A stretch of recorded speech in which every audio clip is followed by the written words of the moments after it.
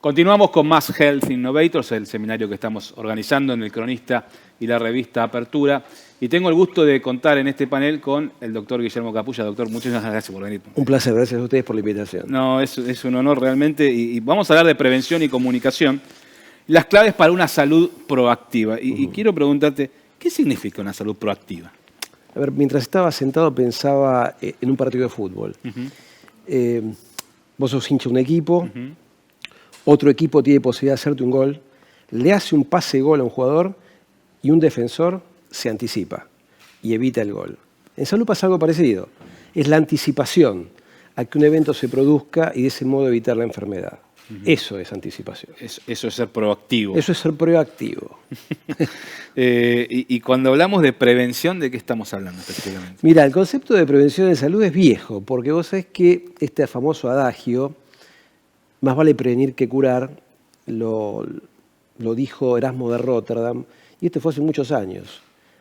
Fue en el siglo XVI, principio del siglo XVI, este filósofo, humanista, sacerdote, que entre más de 400 adagios dijo esto.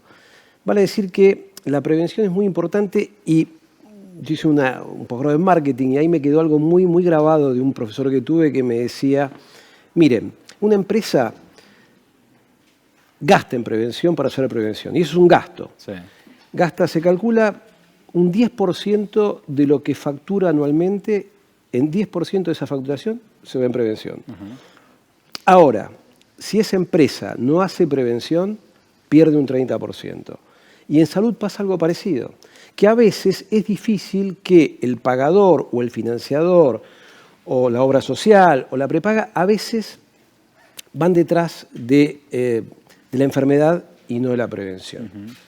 Y la prevención es clara, es clave, es central para evitar justamente males mayores que en salud se pagan bastante caros.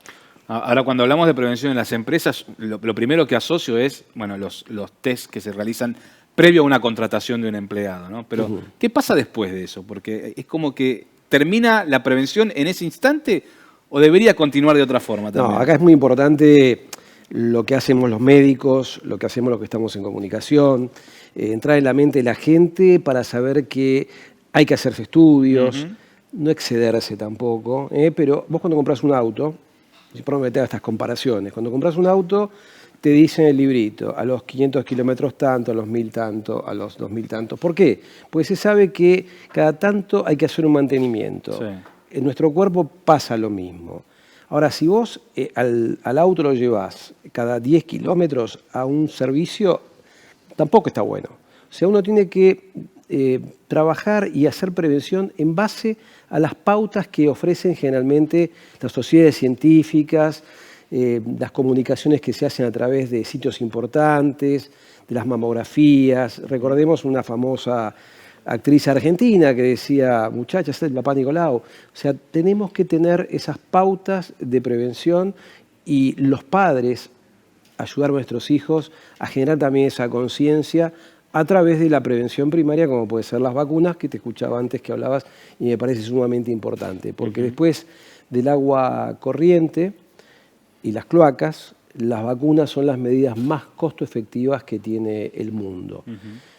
Y a veces es difícil hacer entender a una persona de 30 años que tiene un hijito de 4 años, decirle, vamos a vacunar a tu chico contra la poliomielitis, que no sabe qué es la poliomielitis.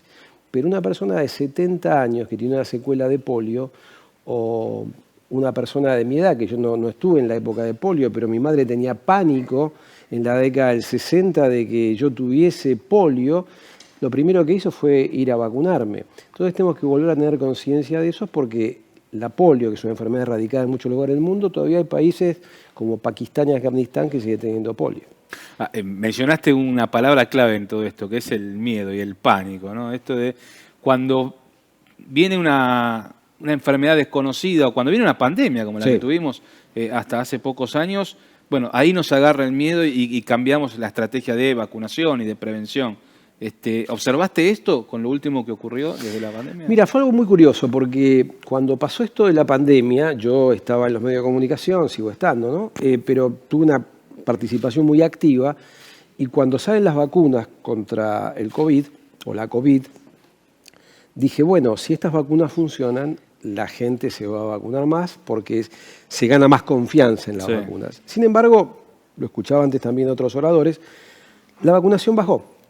La vacunación bajó y bajó en todo el mundo. Y esto es un problema serio, importante, porque se aplicaron billones de vacunas contra COVID y a veces la mala información, la mala prensa, los grupos antivacunas, que son pocos, pero que son grupos fuertes que están en las redes, hacen que la gente a veces desconfíe. Dice, yo le voy a dar esta vacuna nueva a mi hijo que tiene 4 años, o 6 meses, o 2 años, o 5, y entonces bajaron las tasas de vacunación lamentablemente. Pero yo creo que la pandemia nos dejó un montón de cosas.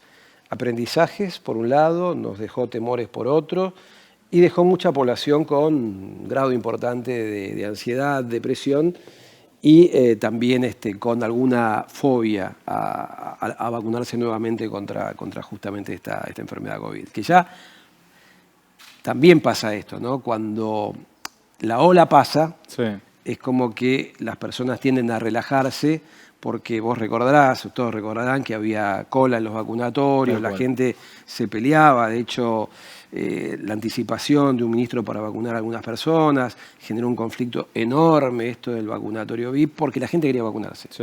Hoy hay vacunas disponibles para COVID y están ahí en las heladeras guardadas, donde nadie va a vacunarse. Y cuando yo hablo en los medios acerca, bueno, tiene que vacunarse contra COVID cada año, la gente me dice, pero yo tengo 5 vacunas, doctor, no me quiero vacunar, ya el COVID pasó. Pasa con muchas cosas esto y pasa lamentablemente con las enfermedades que antes eran mortales y hoy se han cronificado, como puede ser el VIH. Sí, sí.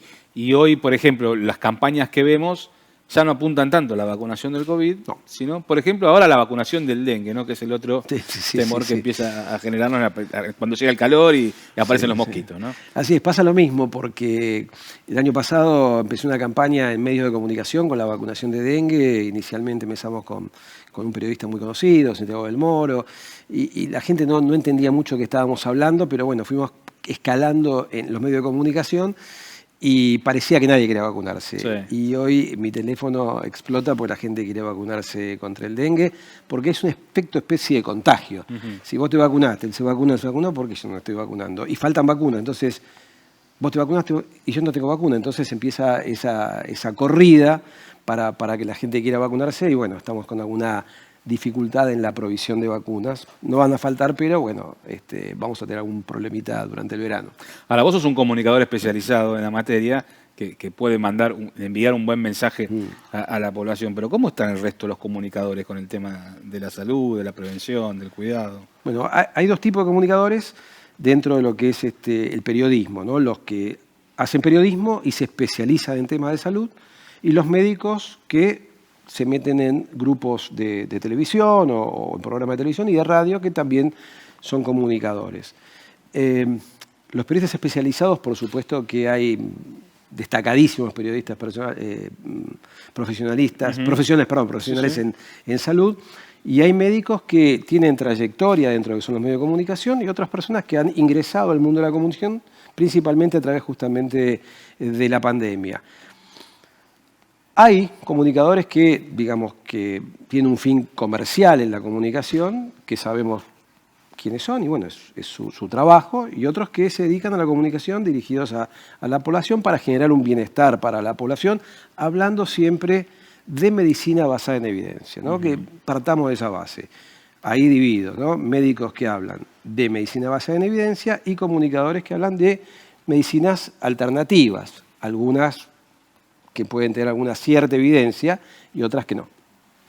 Estamos expuestos en estos tiempos de alta tecnología a información que nos llega por diferentes canales, ¿no? Y sobre todo Internet es uno de los que tenemos a la mano con el teléfono. Cada vez que pasa algo o queremos enterarnos de algo, empezamos a hacer una búsqueda rápida, ¿no? ¿Cómo tenemos que informarnos adecuadamente? ¿Cómo evitar caer en una información errónea que nos puede llevar a un mal camino? La pregunta es buenísima porque uno a través de este aparatito recibe permanentemente información, muchas veces información falsa, que atrae, ¿no? Que atrapa, ¿no? Que sí, te aplicaste una vacuna y te quedó pegado acá una cuchara, un cucharón, una locomotora, cualquier cosa, ¿no? Y esto genera impacto y esto se replica a veces.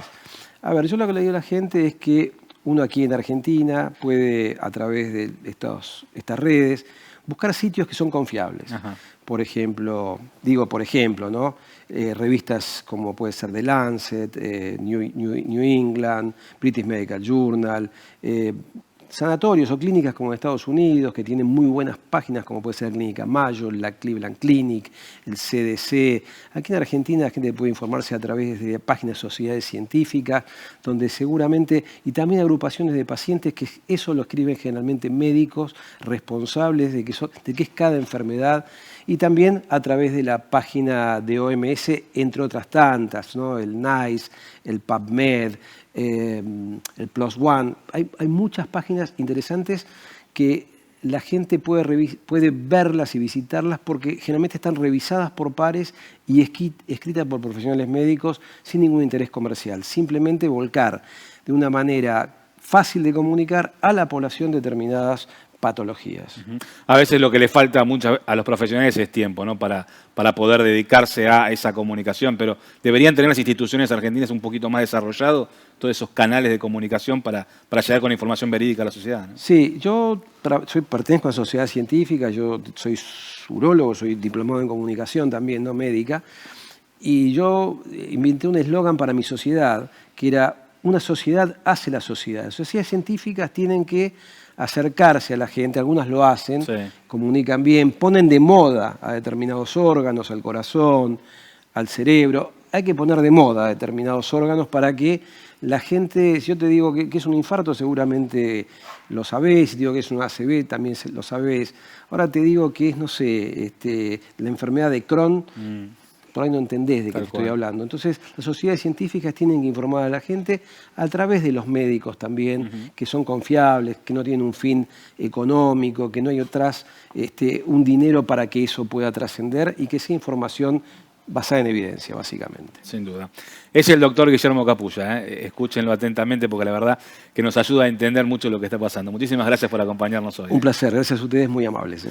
Y no se vayan porque vamos a continuar con más Health Innovators en este seminario que organiza el Cronista y Apertura. El próximo bloque hablaremos del empoderamiento de la salud femenina. Quédense con nosotros.